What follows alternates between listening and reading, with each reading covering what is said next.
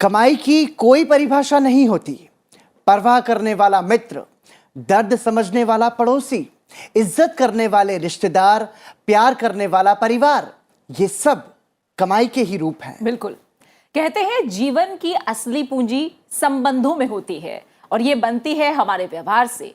आपसे कौन कब मिलेगा ये तो किस्मत तय करती है, लेकिन जो आपसे मिला है वो कब तक जुड़ा रहेगा ये हमारा व्यवहार तय करेगा। मन से ज्यादा उपजाऊ जगह कोई नहीं है, क्योंकि वहां जो कुछ भी बोया जाएगा वो बढ़ता जरूर है, चाहे वो विचार हो, नफरत हो या फिर प्रेम। प्रेम की शक्ति परायों को भी अपना बना देती है, इसलिए प्रेम के जरिए जीवन के आनंद को बढ़ाएं और जिंदगी खूबसूरत बनाएं। हेलो इंडिया, मैं हूं प्रीति। हेलो इंडिया, मैं हूं पराक्रम सिंह शिखा।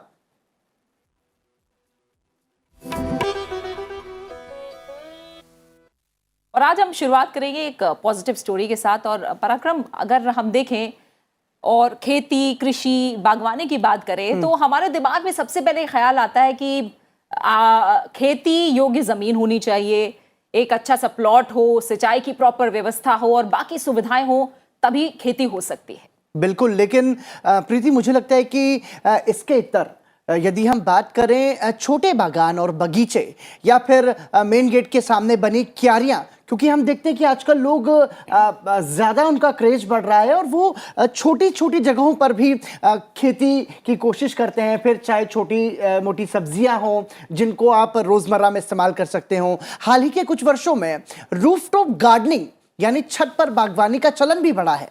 इसे टेरेस गार्डनिंग भी कहा जाता है। और आज हम एक ऐसी ही शख्स की कहानी आपको बताने जा रहे हैं जो घर की छत पर अंगूर की खेती कर रहे हैं।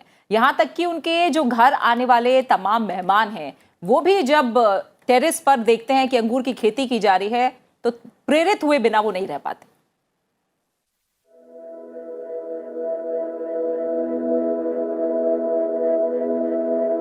ये मन को मोह लेने वाले अंगूर के गुच्छे किसी खेत में नहीं बल्कि एक घर की छत पर उगे हुए हैं।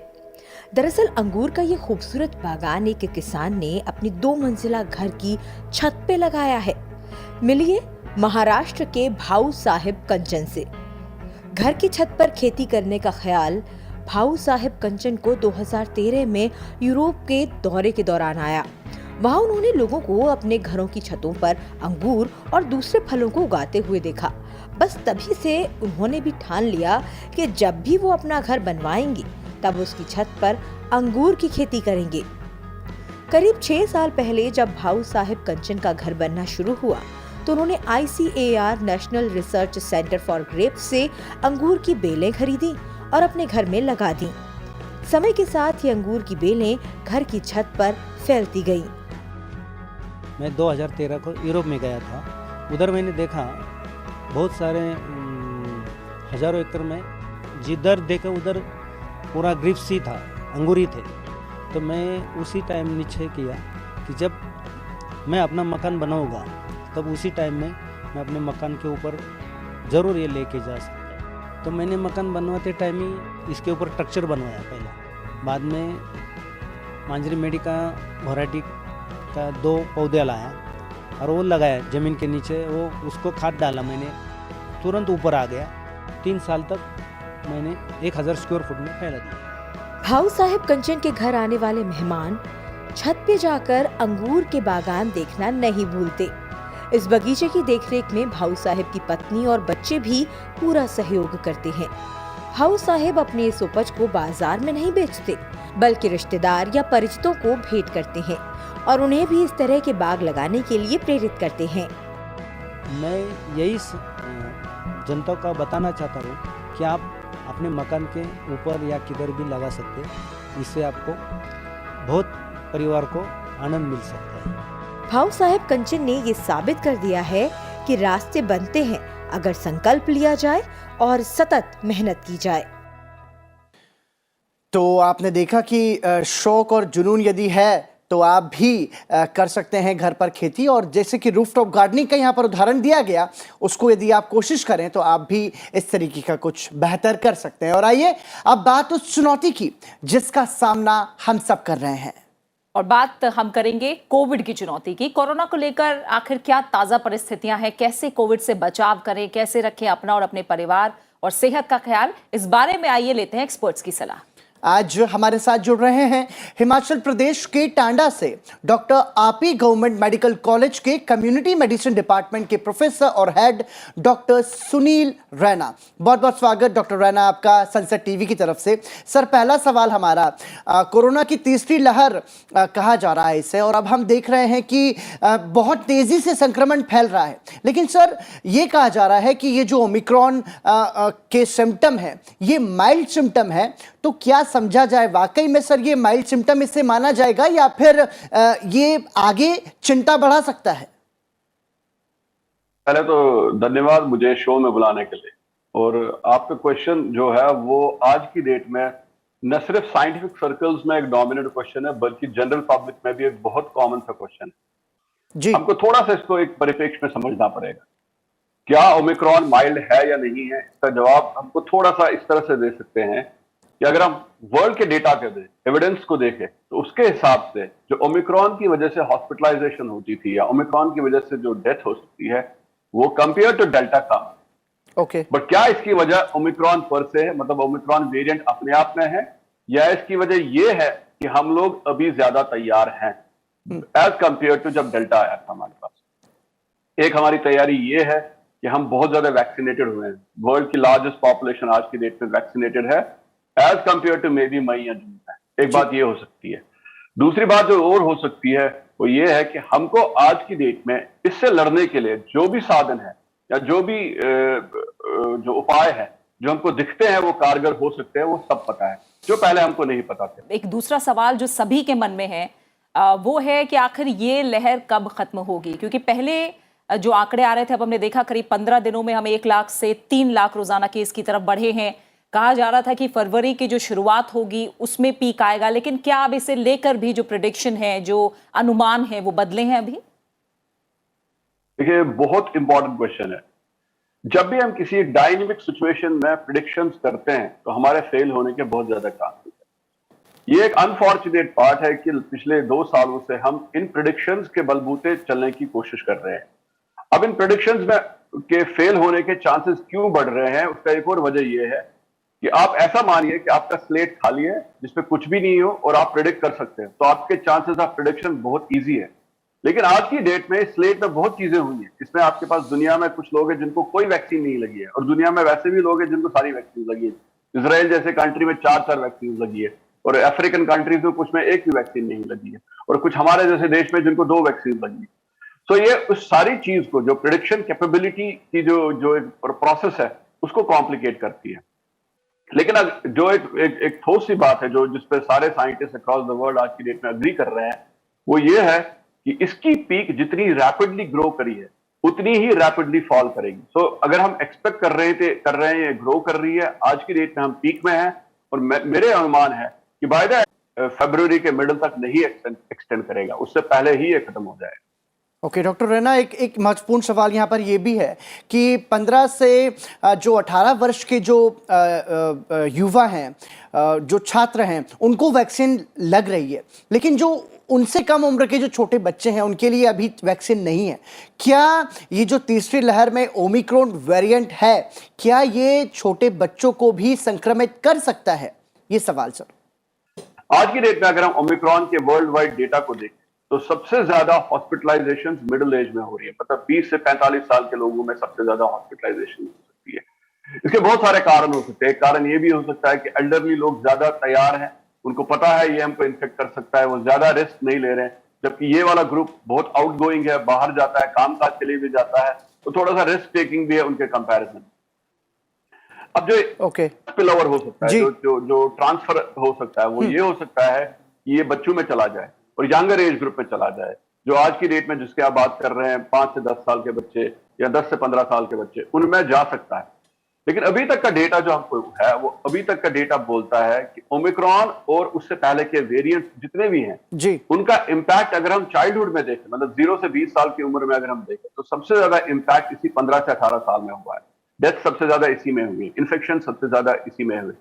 बट जो वरी है, जो आपने सही बात पकड़ी है, जो वरी है कि over a period of time ये वेरिएंट्स या इसके अनदर वेरिएंट्स, इसके जो नए वेरिएंट्स आ सकते हैं, वो यंगर एज ग्रुप में स्पिल ओवर कर सकते हैं, क्योंकि वो भी लीस्ट इम्यून है, उनमें वैक्सीनेशन सबसे कम हुई है, वो इन्फेक्टेड भी कम हुए, तो जी। दोनों तरह से उनके पास जो बचाव के जो साधन हो सकते हैं वो सबसे कम है।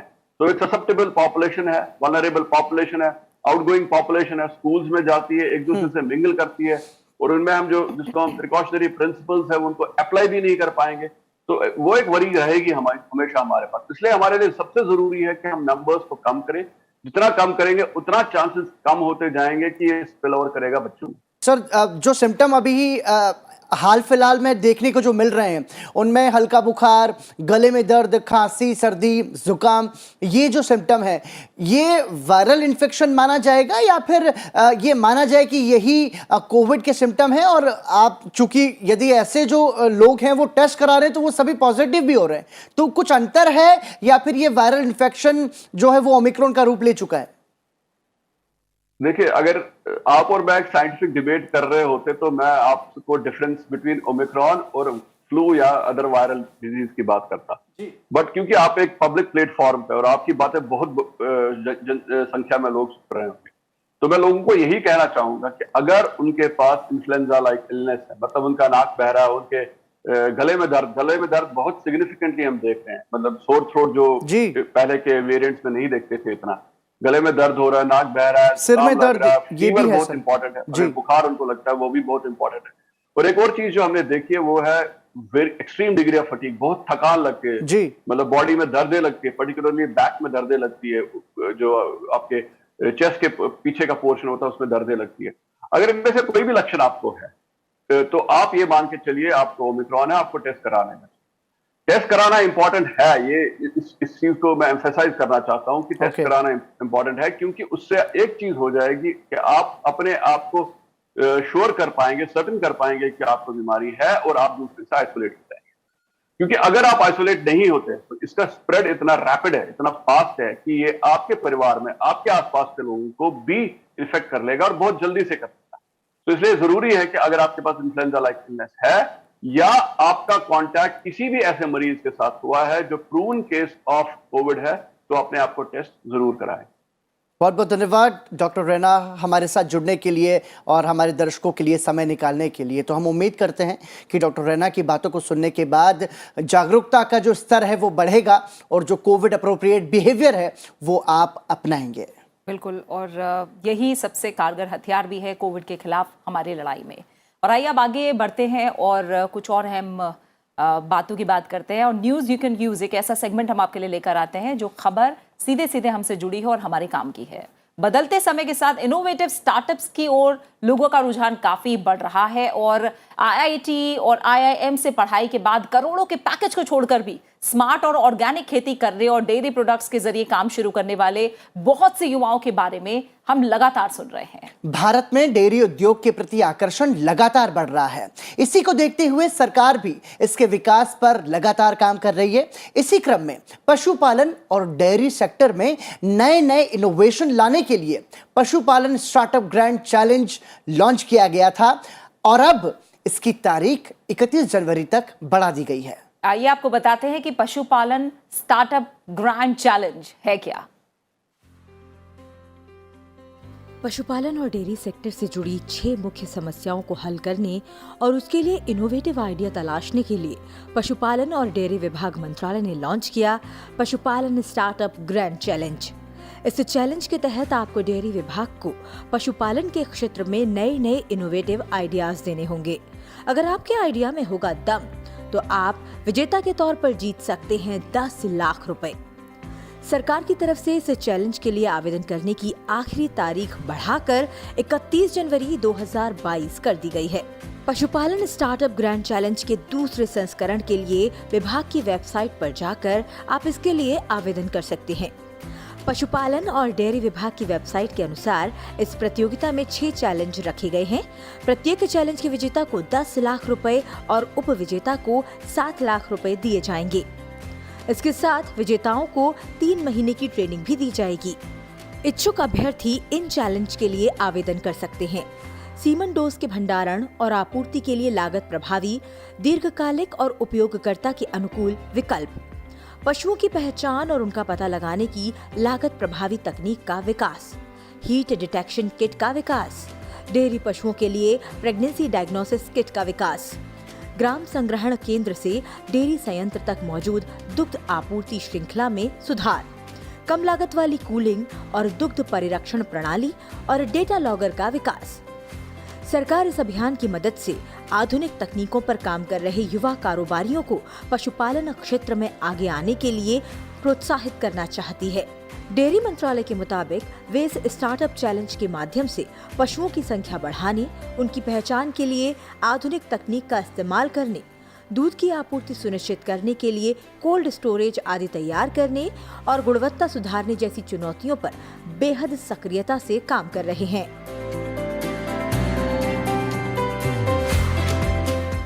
और इसी के साथ रुक रहे हैं एक छोटे से ब्रेक के लिए, और ब्रेक पर जाते जाते आपको छोड़े जाते हैं गणतंत्र दिवस की परेड की रिहर्सल के साथ। और ब्रेक के उस पार जब लौटेंगे तो आपको बताएंगे आज के दिन से जुड़े इतिहास के बारे में। आप बने रहिए हमारे साथ।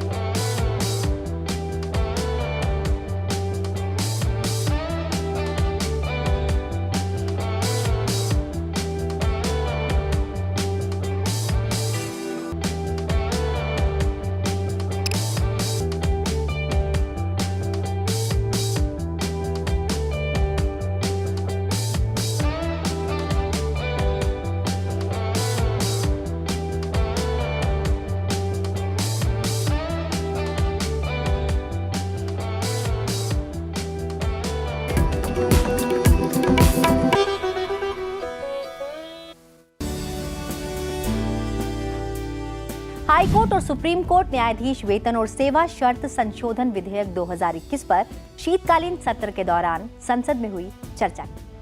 Sir, the credibility of Indian judiciary has high esteems once upon a time.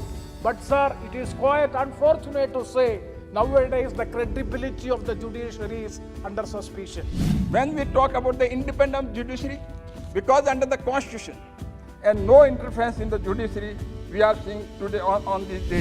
If people start talking about independence of judiciary, so is the independence of legislature and independence of executive.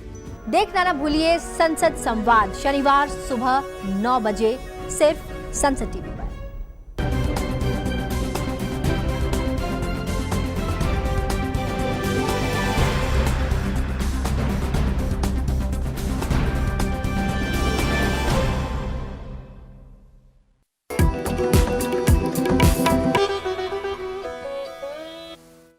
Hello India, break के बाद एक बार फिर आप सभी का स्वागत है। और आइए अब जानते हैं आज के दिन से जुड़े इतिहास के बारे में। आपको बताते हैं कि 22 जनवरी के नाम इतिहास के पन्नों में क्या खास घटनाएं दर्ज हैं। 22 जनवरी वर्ष 1892 में ठाकुर रोशन सिंह का जन्म उत्तर प्रदेश के शाहजहांपुर में हुआ। वे भारत के स्वतंत्रता संग्राम के एक क्रांतिवीर थे। रोशन सिंह का नाम उन 4 क्रांतिकारियों में शामिल है जिन्हें काकोरी ट्रेन एक्शन के लिए ब्रिटिश सरकार द्वारा फांसी दी गई। काकोरी ट्रेन एक्शन द्वारा स्वाधीनता सेनानियों ने सरकारी खजाना लूटकर जनता को यह संदेश दिया कि क्रांतिकारी आम जनता के नहीं बल्कि शासन के विरोधी हैं। इस एक्शन में 4 क्रांतिवीरों को मृत्यु दंड दिया गया। ये क्रांतिवीर थे राजेंद्र नाथ लाहिड़ी, राम प्रसाद बिस्मिल, अशफाकुल्ला खां और रोशन सिंह।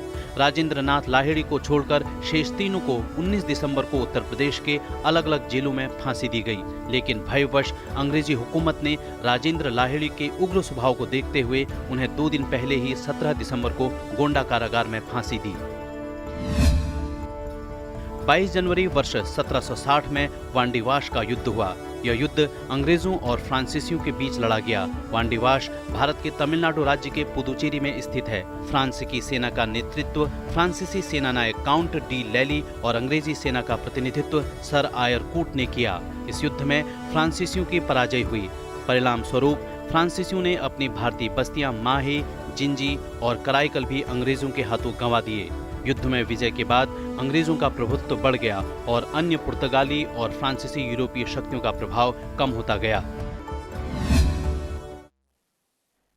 आज के दौर में अगर हम देखें तो आज भी बेटियों के साथ भेदभाव होता है और पूरी दुनिया में ये तस्वीर देखने को मिलती है। ये कुछ नया नहीं है। आज भी हम देखें तो जो लड़कियों का भेदभाव है जिसे लेकर हम बात करते हैं, कमोबेश तस्वीर दुनिया भर में एक जैसी ही है। कहीं अधिक काबिल होने के बाद भी लड़कियों को वो स्थान नहीं दिया जाता जिसकी वो हकदार होती है। ये सच है कि लड़कियों के साथ शोषण होने के पीछे मुख्य कारण अशिक्षा भी है। अगर हम पढ़े लिखे शिक्षित होते हैं तो हमें सही गलत का ज्ञान होता है। जब बेटियां अपने पैरों पर खड़ी होंगी तो कोई भी उन्हें बोझ नहीं समझेगा। इसलिए बेटी बचाओ और बेटी पढ़ाओ जैसी योजनाओं के माध्यम से बेटियों को ज्यादा से ज्यादा शिक्षित बनाने पर जोर दिया जा रहा है।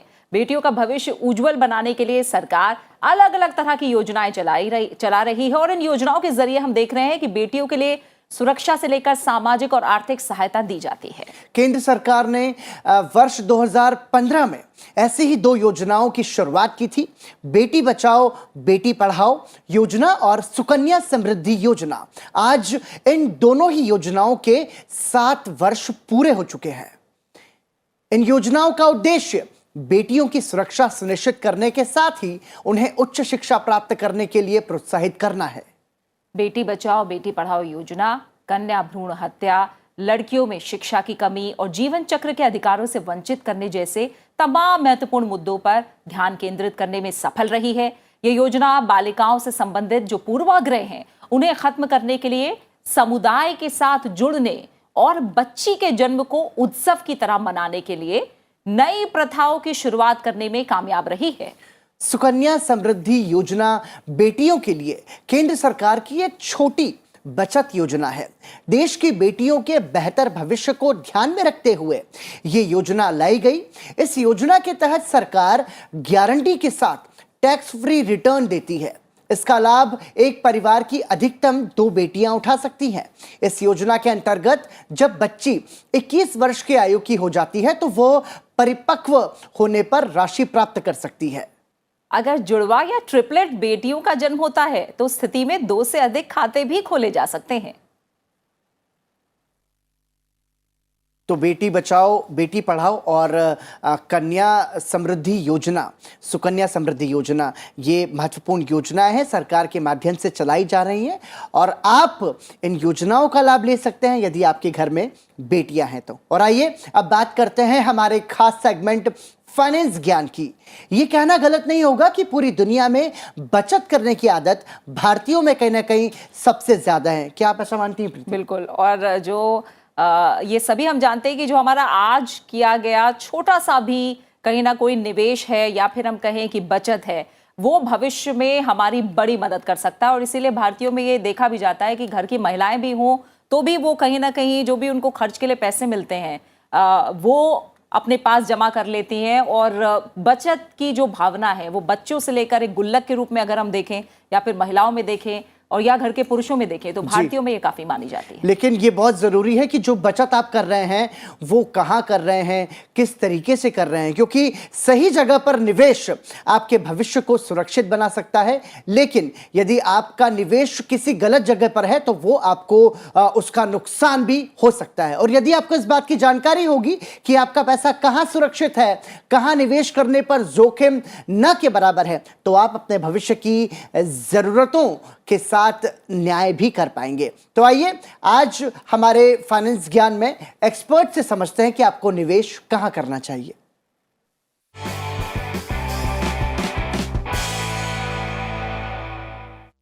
जो कबीर साहब धैर्य और अनुशासन का पालन करने की बात करते हैं, वही कबीर साहब जब निवेश की बात आती है तब वो कहते हैं कि थोड़ा जल्दी करो।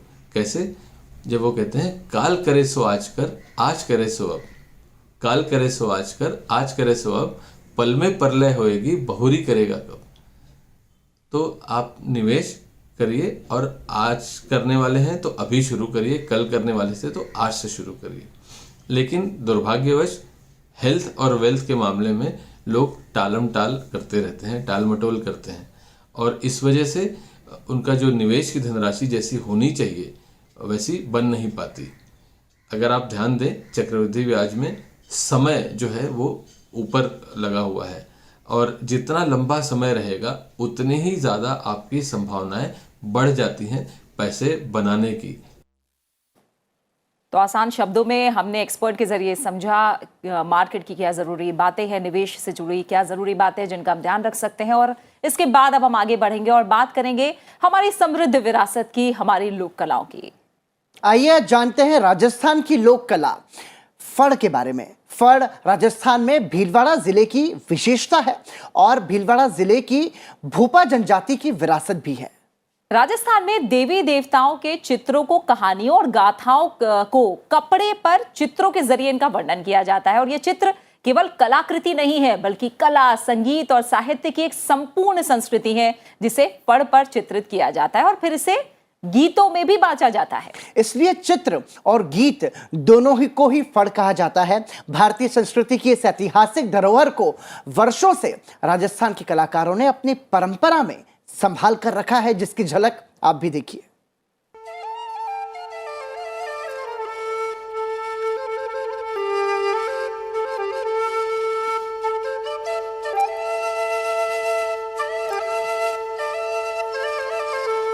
फड़ चित्रकला भारत की प्रमुख लोक कलाओं में से एक है।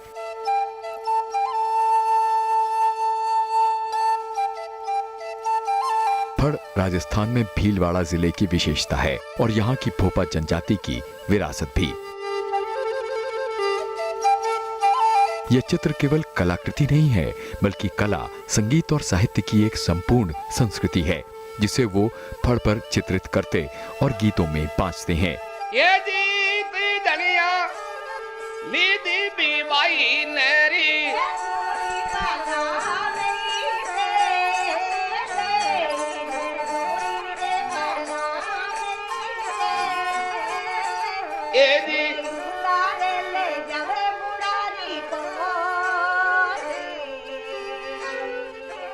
चित्र और गीत दोनों को ही फड़ कहा जाता है। फड़ में आयताकार कपड़े पर स्थानीय राजाओं, पबूजी और रामदेव जी के जीवन की घटनाओं को विस्तार से चित्रित किया जाता है। आकार में लगभग 5 मीटर लंबे और 1.5 मीटर चौड़े इस सूती या रेशमी कपड़े पर चटक रंगों का प्रयोग होता है।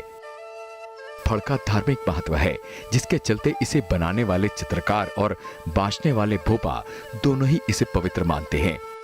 यहाँ तक कि इसको घर में पवित्र जगह पर रखकर पूजा करने का भी विधान है। मान्यताओं के अनुसार फड़ एक अपभ्रंश है जो पढ़ शब्द से बना है जिसका अर्थ है पढ़ना।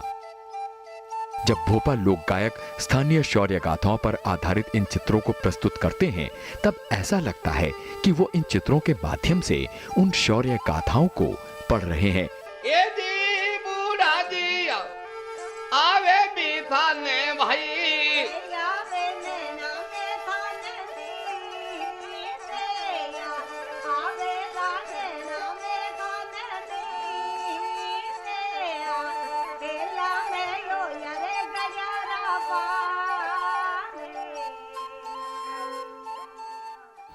प्रीति, मुझे लगता है कहीं ना कहीं ये जो लोक कलाएं हैं, ये जो संस्कृति हैं, यही भारत को और भारतीयता को जिंदा रखे हुए हैं। बिल्कुल, और जो लोक कलाकार हैं जिस तरह से इस विरासत को सहेजे हुए हैं और कहीं ना कहीं आगे बढ़ा रहे हैं, वो अपने आप में आज के दौर की हम मान सकते हैं कि सबसे बड़ी जरूरत भी है। बिल्कुल, और आइए अब नजर डालते हैं संसद टीवी पर आज दिन भर प्रसारित होने वाले कार्यक्रमों पर।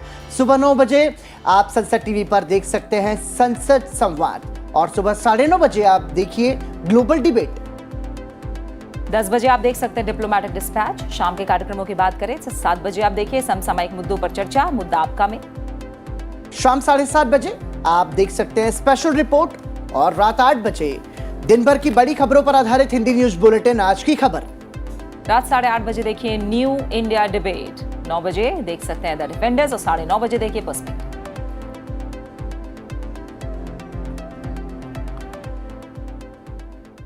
और इसी के साथ घड़ी इशारा कर रही है आपसे विदा लेने का। मुझे और प्रीति को इजाजत दीजिए, आपके साथ फिर मुलाकात होगी। अपना अच्छे से ख्याल रखिए। नमस्कार।